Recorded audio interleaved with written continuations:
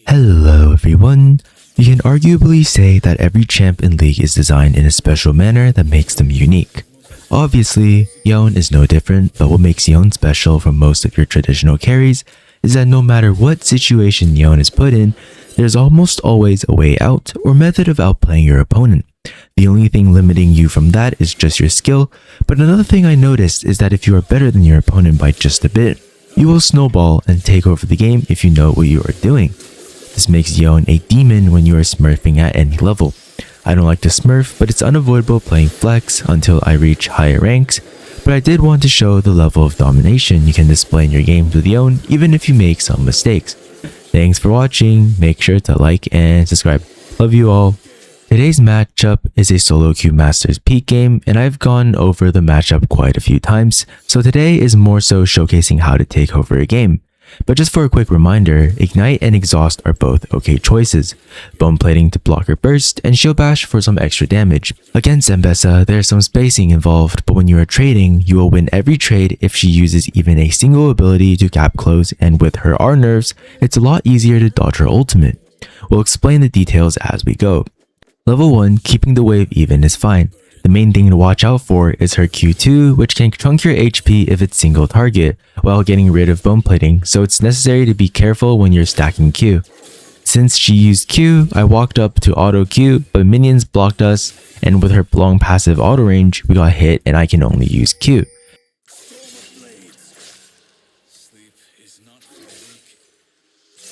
I thought she was going for the wave for level 2, but turns out Camille is here.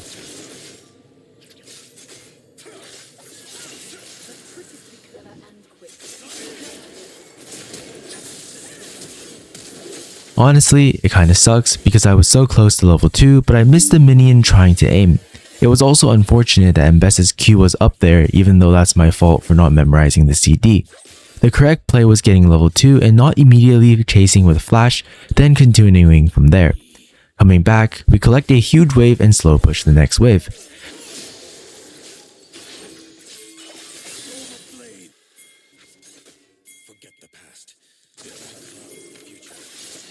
We rotate down to help Graves and save Q3 for her E. You can intercept Camille's E if you Q3 before she sticks to the wall, but her E is pretty fast so you have to react immediately, so holding Q3 was safer.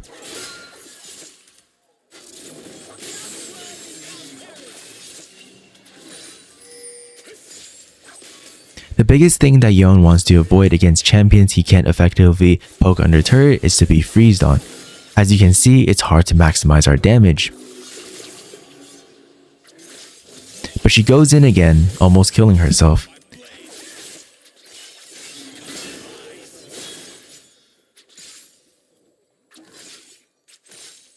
I look for her to waste more of her time and even take a plate.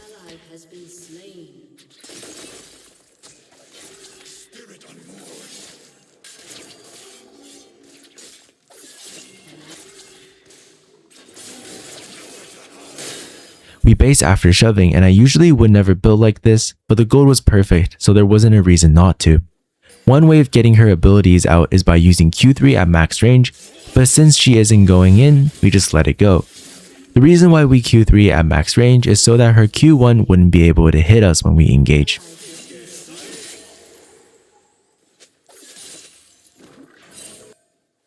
Here's an example of why you shouldn't Q3 into her, although it also shows that if you are closer to her, Mbessa's E and W won't be able to dodge your Q3.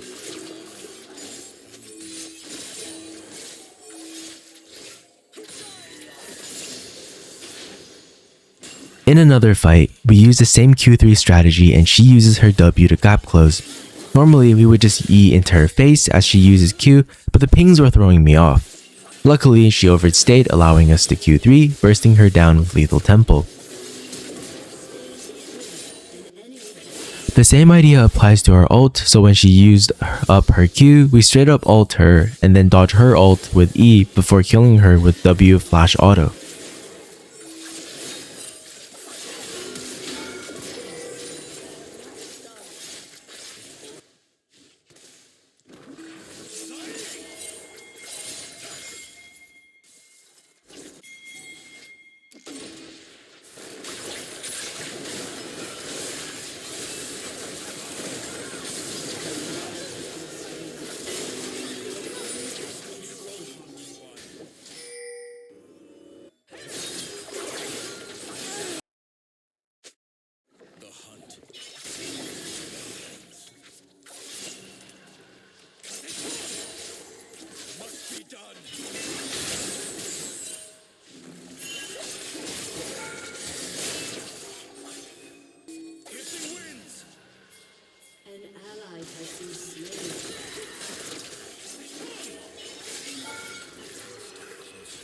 When she TP'd back, she chooses to go in since Camille was coming.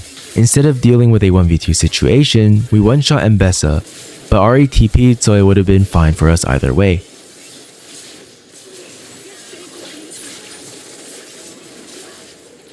We also killed the Pyke that came to help and pick up first turret before basing.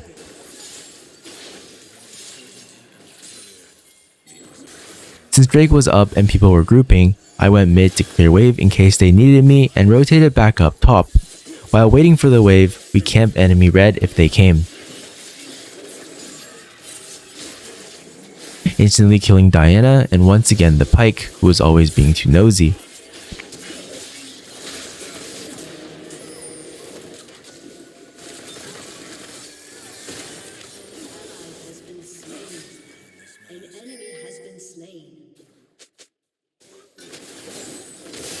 Turns out the fight wasn't over, so we ult in, getting enemy flash.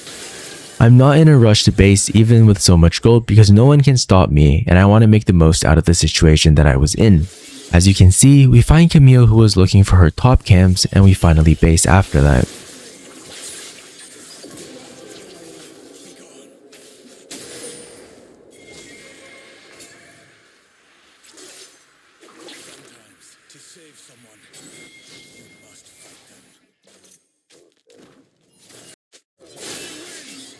We split on the opposite side of the objective and walk up when our team hovers. This is an effective way of baiting enemies out.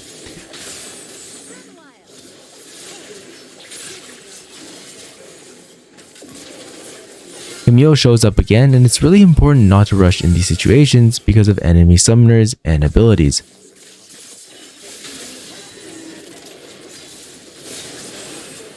We finally flash before Camille's Q hits and E to dodge Mbessa's W before using Q to hide my intention of ulting while they were stalling for CDs, chaining our RCC with Q3. This is why it's important to split in the opposite lane of objective, so your team can take Baron while the enemy are all on you. I cancelled my base for Talia, making Pyke think he has the chance to go in.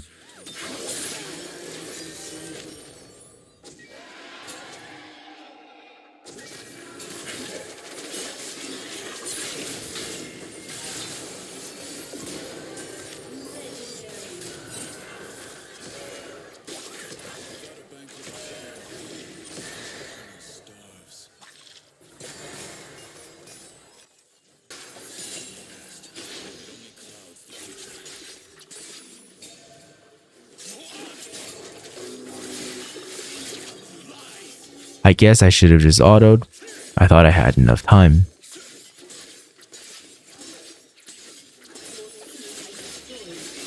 Yone's strongest point is when he first hits LDR because that's when he starts one-shotting everything, so it's important to utilize that to the fullest. With Baron buff, I walk mid to help my team siege. We pick up easy kills when the enemy engages.